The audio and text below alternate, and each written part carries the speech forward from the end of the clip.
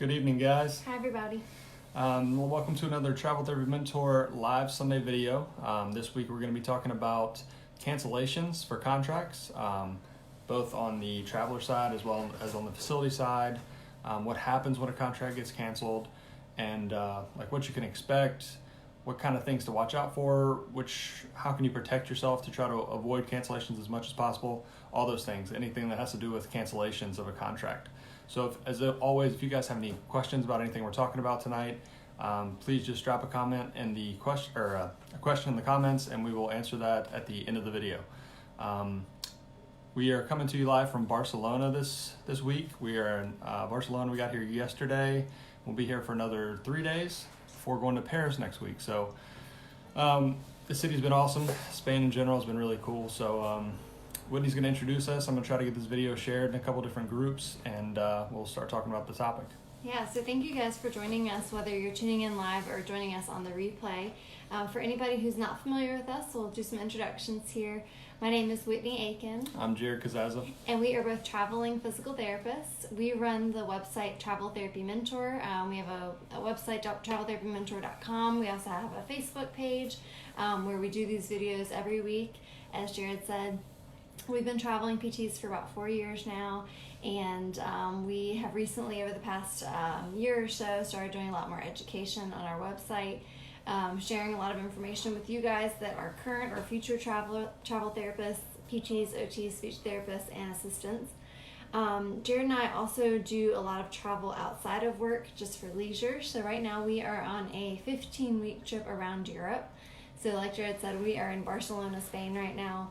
We've been on the trip for going on 4 weeks, I guess? Yeah, coming up on a month. Yeah, coming up on a month. Gosh, what's today?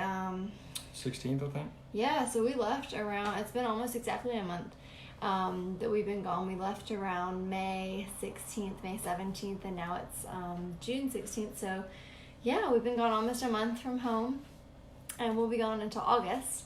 So it's pretty exciting, but we're still doing our videos and keeping up with our content online while we're out of the country. We do a little bit of work and travel, so no worries there. You guys are still feel free to send us messages and emails and contact us through our site for recommendations. We're still answering emails and everything.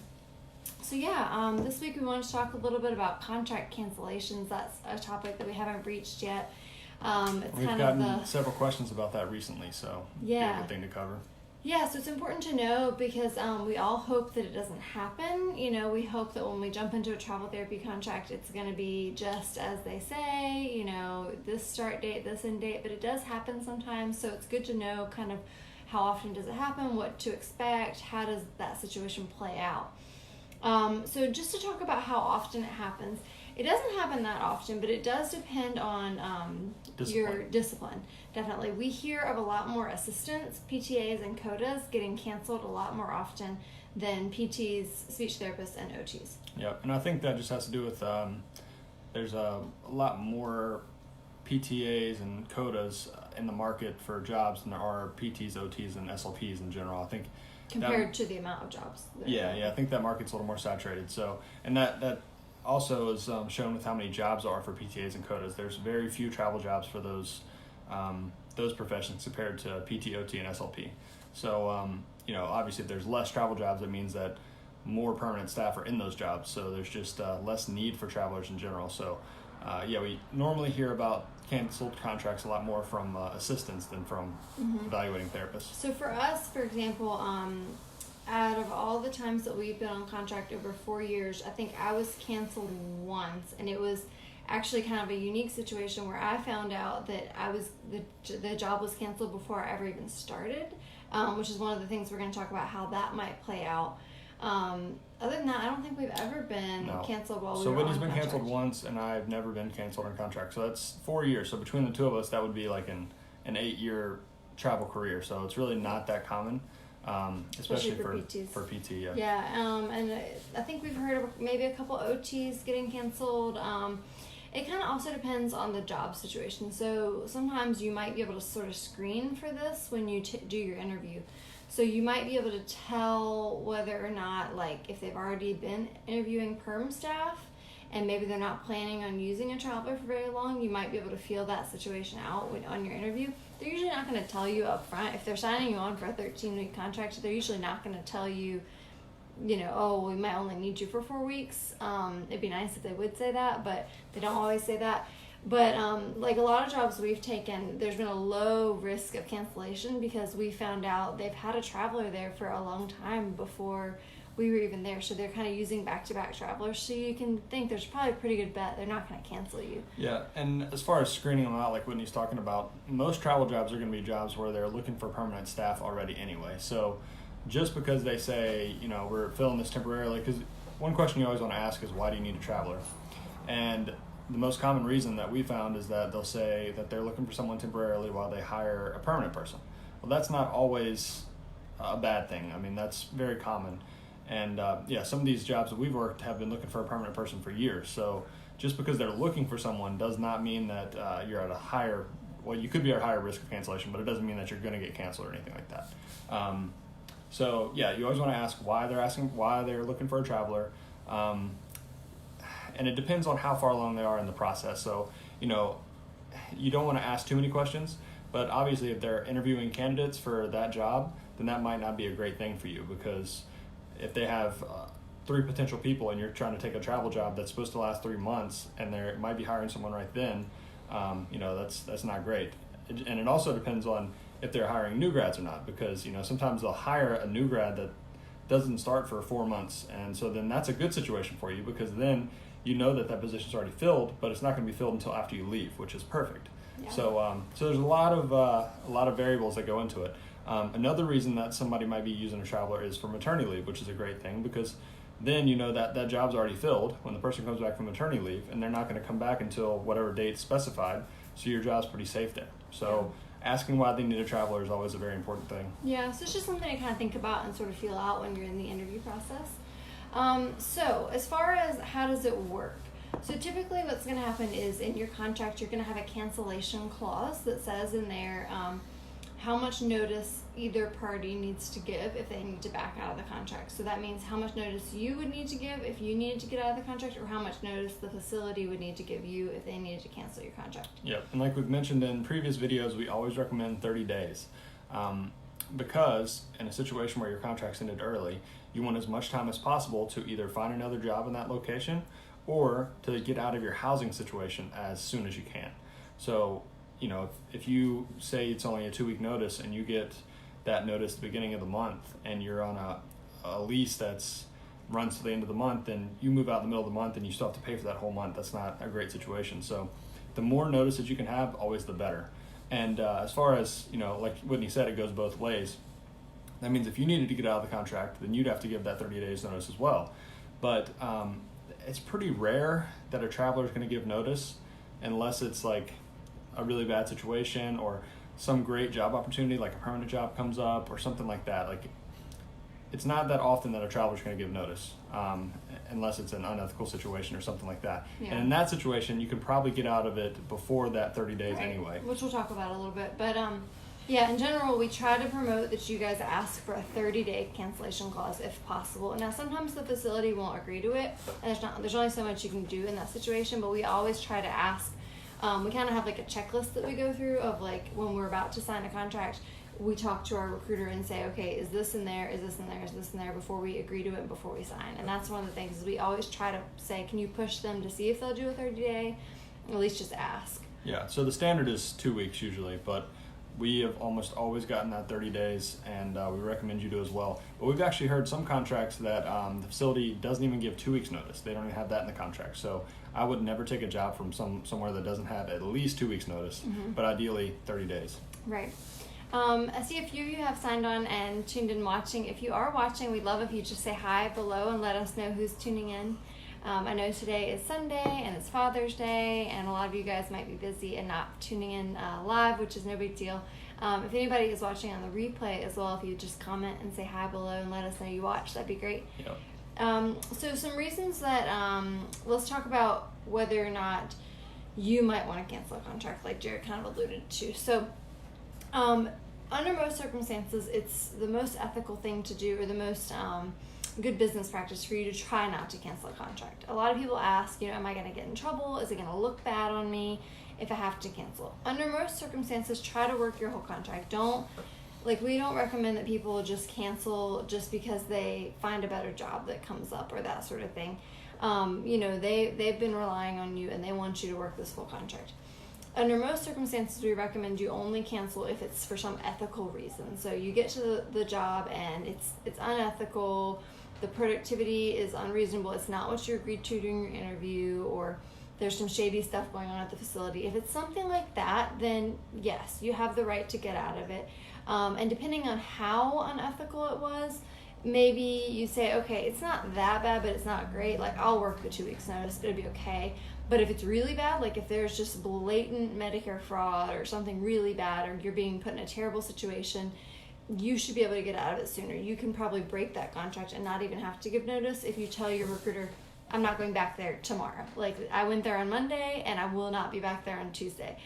We've definitely heard of that happening where you arrive to a clinic and it's not at all what you signed up for. It's not at all what was told to you in your interview. But hopefully if you've done your due diligence in the interview process and all that, you won't run into that. Mm-hmm. I don't think we've ever had a situation where anything was really unethical. I mean, we've had situations where we had to tell them that we weren't going to do exactly what they wanted us to do as far as productivity, and they were pretty understanding about that. But nothing severely unethical or anything in our years of travel. There's only one time where we actually sort of put in notice, but it was kind of a weird thing. We'd been at this clinic for a while. And we were going to ask for an extension, or we did ask for an extension, and we asked to stay another few weeks. But then the facility came back and said, okay, well, if you're going to stay these extra weeks, we're going to need you to go to this other clinic or do this other thing or something. And we were just never mind. So we kind of canceled our extension. We were already on the fence about extending in the first place, and we were just going to do it just to buy some more time to find another contract. And then they basically told Whitney that she'd have to be at this facility an hour away, and it just wasn't going to happen. So that was the only time every time we kind of canceled, but it was sort of canceling an extension, not canceling a regular contract. And I think we did the 2 weeks notice, or maybe we just said, no, we'll just end on our regular date or whatever. But it wasn't really a cancellation. We didn't leave the same day. We just gave a notice. Yeah. The only other reason I can really think of that you'd want to cancel a contract is some kind of medical issue or injury or something like that. Or a family emergency. Yeah, even a family emergency though, hopefully it wouldn't be, something that you'd have to cancel a whole contract unless it was something really severe, but you might just have to take a few days off. But yeah, if it was a medical emergency or Whitney broke her arm at the end of one of our contracts, and luckily they let her continue the contract after she healed. But yeah, that would be a situation where she can't do the job duties, so. Yeah, I mean, but I have heard of people ask before, a really serious family thing came up and they were on the other side of the country and it was the best thing for them. You find out your family member is terminally ill or your grandma has a stroke or something, maybe you're going to cancel your contract in Alaska and go back to Virginia, Yeah. That happens. Depends on how far away you are from home, for sure. Yeah, and so hopefully, maybe you work out the 2 weeks notice, maybe you don't, but the facility would understand in that situation if it was very urgent. Hey, Amy and Josie, thank you guys for tuning in. Thanks, guys. Okay, so those are some things that you guys might think about in terms of you wanting to cancel the contract. And if at all possible, try to work out your notice that's agreed upon in your contract. But if it's a really emergent situation and you have just cause, they would typically understand if you had to break that contract. Now, some things talking about a facility breaking the contract. As I alluded to earlier, sometimes you will commit to a contract a month or 6 weeks in advance. But then you'll actually find out they cancel before you ever even start. And that can happen. That happened to me once. So we found out I had agreed to come to a facility that Jared was going to be at. I was working nearby and he was going to extend and I was going to come and work with him. So we figured this out 2 months in advance. I was like, yes, this is great. When this contract ends, you'll extend, I'll come over there. Well, then about 30 days in advance No, this was right before, about maybe 4 or 5 days before she was supposed to start. Okay, that's what it was. They hired someone permanent, and that's a terrible situation as a traveler because before the contract starts, they don't have to give that notice. So in her situation, they could have just said, sorry, we don't need you anymore, and she would have been out of luck. There's nothing you can do in that situation unless you've already worked a day or two in the contract, then that contract can just be null. Yeah. So luckily, since I was already there, I think that they decided, they didn't want to make me unhappy, because if they did that to her, then I could just put in my notice. So they let her work the whole 30 days, even though they didn't need her at all, which was So really I hadn't nice. even started yet, and they just decided to let me work my 30 days from my start date. So yeah, it must have been like the week before. So I ended up starting, and on my start date, I knew that the clock was ticking, and I only had 30 days. Yeah. So the day she started, they said, we're gonna put in your 30 days notice, and we had hired somebody, which I already knew that they hired someone before, like the week before, but anyway, they said 30 days from now, we don't need you here anymore. Yeah, so it was nice that they even let me start, but we've definitely heard of people that just get canceled before it ever even starts. Sometimes while they're driving across the country to this assignment, which is terrible. Insane. And that is a huge hazard of travel therapy for sure, and that's why it's so important to make sure that you make what you're worth as a traveler, because you'll have situations like that where you lose maybe a week or 2 or 3 weeks of pay, that if you're not getting paid well as a traveler, it just doesn't make sense to do it, especially with the duplicating expenses and all that stuff. I think it's pretty rare, but we definitely have heard of it happening. Yeah. So if that happens, if you find out that your contract is getting canceled before it even starts, find out if there's some way, if at all possible, they would let you start and work 2 weeks or 4 weeks like I did. Most likely that's not going to happen, but maybe it happened for me. If they're not going to do that, this is when you really need to have your recruiters, well, regardless of whether you've started or not, really have your recruiters get on finding you a new job. Hopefully in that same area, like if you've already moved there or you're already in the process of driving there, hopefully they can find you a new job in that same area for around the same start date if possible, or somewhere else that you're licensed and that sort of thing. It's really tough if you haven't started yet, because not only have you not started and you don't have any protection, but you also haven't gotten paid anything. Yep. Because sometimes if you've already started the job, say you only worked a day or a week or 2 weeks, you might have already gotten some upfront like travel costs because you've already started the contract. So maybe they might have already reimbursed you for your license or something. And depending on the situation and the company you're working with, they might still help you out with something like that, because when that happens, it's not the company's fault. They feel really bad too. They're also not making any money, so they feel bad for you. They also feel bad for themselves. But a lot of times, especially if you've been working with that company for a while, they'll help you out a little bit. And in the situation of Whitney breaking her arm, she couldn't work for, I think it was 6 weeks, right? 4 weeks until I could go light duty. So 4 weeks she was without pay, and luckily the company that we were working with, we worked with them for maybe 2 or 2.5 years before that, and they really they were very nice to us, and they gave her, I can't remember exactly what it was, but we were supposed to be beginning travel pay and then also reimbursement for scrubs or like uniforms, and so they still gave me my reimbursements. Yeah, so she ended up getting some of the pay up front, even though she didn't work for that 4 weeks, which was really nice, and they definitely didn't have to do that. But but depending on your relationship with the company and what company it is, they can do things to help you out, and so always ask those things. If you know you're going to be missing 1 or 2 or 3 weeks of work, always ask if there's any way that they can help you in the meantime, or it never hurts to ask. Yeah. So some things that why would the company cancel you, whether it's before you start or while you're on contract? Typically it's because they've either filled the position, so they were looking to hire somebody permanent, and in the process of hiring you as a traveler, they did find somebody permanent. So that's usually the main reason, is they found a permanent person. The other reason might be, especially for PTAs and CODAs, we've heard like census just being low. Like at first they thought they were going to need a staff member, and then they realized they really didn't need a staff member. Or say you get started and they realize suddenly their caseload has dropped a lot, and they're really not able to give you the full 40 hours that they guaranteed you. And then they have to, like that happened at one job that we were at, they hired like 5 or 6 travelers, and then they ended up, we all had really light schedules, and they didn't need anybody. They didn't need as many travelers as they hired. So they ended up canceling 2 of the 5 or 6 travelers that were there. Not us, but the other 2 had to leave. So those are some reasons why they might cancel. So talking about if you get canceled and you're already there. One other thing I was going to say is that the only other reason that they might cancel is if you have like a lot of difficulty with the caseload. And so there's situations like that where, or like adapting to the new documentation system. And so yeah, if you're in a situation where you just can't keep up with the caseload and productivity, that happens sometimes. But hopefully, if you're pretty quick to adapt and and you have everything covered and they give you like some kind of ramp up period, then hopefully that won't happen. But we definitely have heard people getting canceled for low productivity. We've had low productivity before, and it was more or less like a sniff is usually where we're talking about, is where they're worried about productivity so much and numbers.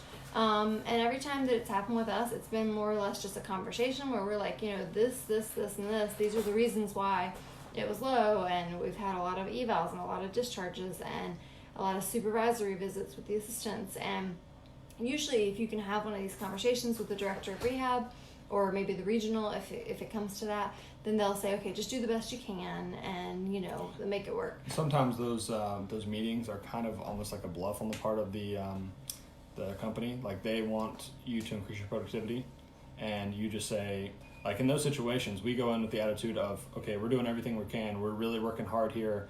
If you guys need to cancel our contracts and find someone else that can meet this productivity, then that's okay. And usually if you go in with that kind of attitude, then they'll, they kind of back down because they don't want to have to find another traveler and train them and all that. But, you need to be doing your best. You can't just be doing half-ass work and then saying like, okay, this is the best I can do. But, if you're working hard and you know that you're doing your best and you go in with that attitude, like, I'm doing everything I can. If that's not okay, it's not good enough, I'm sorry. Then usually they're not going to cancel you, but it can happen. Yeah, it has happened.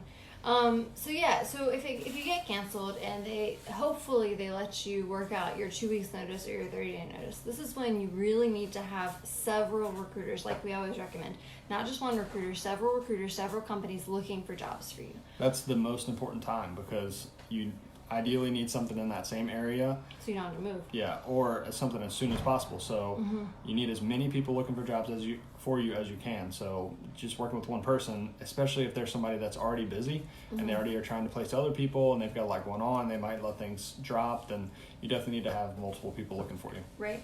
And then this is also another time where you or your recruiters need to be doing cold calling, which is where you call around to different facilities in the area. So say, okay, let me just give it a town. Like say you're in Seattle and you want to stay in Seattle because this is where you've already set up housing and you've already moved all the way to Seattle.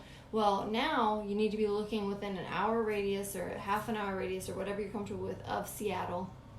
In the surrounding towns, you might need to get more flexible and say, okay, I really didn't want to work in a hospital or a SNF, but now I'm going to have to consider hospitals and SNFs.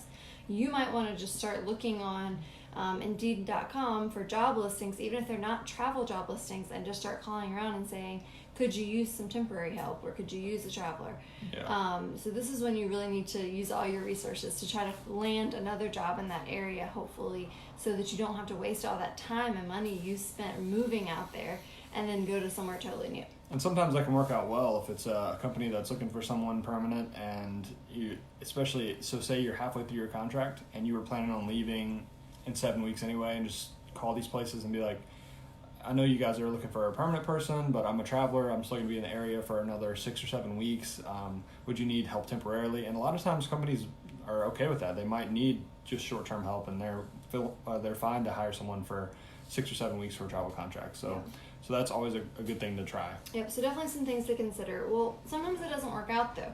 So this is something you need to think about when you head into your contract. Talking about housing, we always encourage people, try not to lock yourself into a lease, like a 3-month lease or a 6-month lease. Try your best to see if you can get month to month if possible. So then at most you're only out a month. Or say it's like Airbnb or something, you wouldn't even be out that much. You would just be out whatever percentage of the costs that depending on whether if they have a strict cancellation clause or a flexible one. Because if you get yourself locked into, say it was supposed to be a full 6-month contract and you get locked into a 6-month lease, well, you're screwed now. Because you either have to pay that regardless, or you definitely need to find another job there. Yep, those are where the horror stories of travel come from, and that's when professors recommend not to do it as out of school and things like that, and you read online about people having really bad experiences. It's usually either unethical clinics or getting locked into leases where they have their contract canceled and then they're on the hook for, say, $1,200 a month for a lease for 2 more months after the contract is canceled, and then so you're just paying for somewhere where you're not even staying. And so those things are definitely the worst case scenarios. And do everything you can to try to avoid that. And the big things are the 30-day notice and trying not to do a longer term lease, like what he was saying, 3 months. Because if you get canceled at 1 month, what are you going to do? If you can't find a job in that area, you either have to pay for it or you just stay there without a job. So yeah, if possible. Now the other thing was we sort of alluded to earlier, talking about if the travel company will pay you some of the costs up front. So we've done a lot of videos talking about pay. So there's lots of different ways that your company can structure the pay. Typically, you're going to have things in an hourly plus a weekly stipend amount. Some companies will also give you some of the money in the form of reimbursements. Now, some companies will give you like an upfront reimbursement for your license and an upfront reimbursement for the cost of traveling from home to the facility location, called like beginning travel. And this could be like mileage, or it could be a plane ticket. Now, some companies don't do reimbursements. They just take all this money instead and divide it out over the weeks. Well, if you work a full contract, it's all equal. It doesn't matter the way the money is divided up. But for some people that have a concern about upfront costs, like the licensing cost and the travel costs to get there, or say you had to buy uniforms and that sort of thing, they would much prefer that the travel company pays them a reimbursement the first paycheck. And that also gives you some insurance, because it's like, okay, now I know that I've gotten some, $500 reimbursement up front in case my contract gets canceled. yeah, it's never a bad idea to get all the money up front that you can, even if that means lower weekly pay. So if you can get, say, $1,000 worth of reimbursements up front, and that decreases your weekly pay by $75 a week, it's way better, because then you do have some of that insurance, where basically some of that money throughout the contract is moved and front loaded, which is what you want. Yeah. Whereas some companies will tell you, okay, we'll give you a completion bonus. And they know in their head there's a small chance you could get canceled, and they won't ever have to pay you that completion bonus because you may not make it to the end of 13 weeks. Yeah, that's weeks. what you don't want, because that's the exact opposite. Now you're backloading, and if any of those weeks are canceled for some reason, then they have an excuse to not give you that money. So, Or we worked with a couple companies, or one company I can think of, that they do their credentialing costs that way, which, I mean, it was just kind of like, oh, well, we don't have much choice because we wanted this job, but it was kind of, we knew in our head they're doing it that way because if we don't work the full 13 weeks, they'll say, nope, we can't pay you that. Yeah, and it's smart business practice on their side. If you think of it from their point of view, they don't want to pay a lot of money out up front knowing that you could get canceled, just like we don't want to not give money up front knowing that we could get canceled. It's two sides of the same coin. Yeah, so some things to think about, and a lot of people, budgeting wise, have chosen to ask for reimbursements up front. Especially if there's somebody who doesn't have a ton of money in the bank to pay for that cost to get all the way to California or all the way to Alaska or whatever. So just some things to think about when you're talking to your recruiter about structuring your pay. Whereas some people really like to budget their money like weekly. Like they're like, if you give it to me all up front, I'll spend it. So they'd rather have it spread out over the weeks. But in terms of contract cancellations, as much money as you can get up front, the better. So that's mostly kind of what we wanted to talk about as far as cancellations go. If anybody is tuning in, if you have any questions, if you just want to type your question in the comments and we can answer it live, or if anybody is watching later on the replay, if you have any questions, comment below and we will answer it. Yeah, so just to recap, the big things, try to get a 30-day notice on every contract if you can, unless it's a situation where you really want the job, even if it is only 2 weeks. But you have to realize that when you do that, there's more risk on your part. So without having that extra 16 days to find another contract, if yours gets canceled, that's more risk. The other thing is try to not have long leases, because then that puts yourself at risk if you get canceled. So you want to have month to month if possible. Airbnb is great for that, and I know a lot of travelers use Airbnb, so that's a ideal situation. What else? Anything else? Yeah, and then just thinking about structuring your contract pay and your housing. Get it front loaded as much as you can. That's always a good thing. Even if that means less weekly pay, try to get as much as you can up front. Yeah. So if anybody has any questions, again, feel free to leave them in the comments or send us a message. If you guys got some value out of this video or learned anything, we would appreciate it if you just drop us a comment or give us a thumbs up on the video, so that way it'll get shared around and more people will see it. But yeah, next week I think we'll be coming at you from France. Yeah, I think we'll still be in France next week. Maybe still in Paris, but I'm not sure. Maybe I think we're going to be in Reims, France. I'm pretty sure. So yeah, we're going to still be traveling for another, 11 weeks or so around Europe. So tune in with us. We'll be coming at you live every Sunday. Hopefully we won't run out of topics before then. Yeah, and if you're interested in the travel pictures, check out our Instagram, Travel Therapy Mentor. We're posting pictures on there. Yeah. Whatever we're doing throughout the day. Yeah. But if you guys have any topics that you'd like us to talk about, we're running out of things to talk about, kind of. So we're going to start just answering questions that we get most commonly. But if you guys have any specific topics that you want us to cover, then send us a message. We'll definitely cover And we'll them. probably loop back around to some of the more popular things that we continue to get questions about, like pay and benefits and that sort of thing. Yep. But yeah, as always, if you guys have questions or you want recommendations on travel therapy, on companies, on recruiters, anything like that, feel free to hit us up and we'd be happy to help. Yep. Thanks for watching. All right, bye guys. Bye.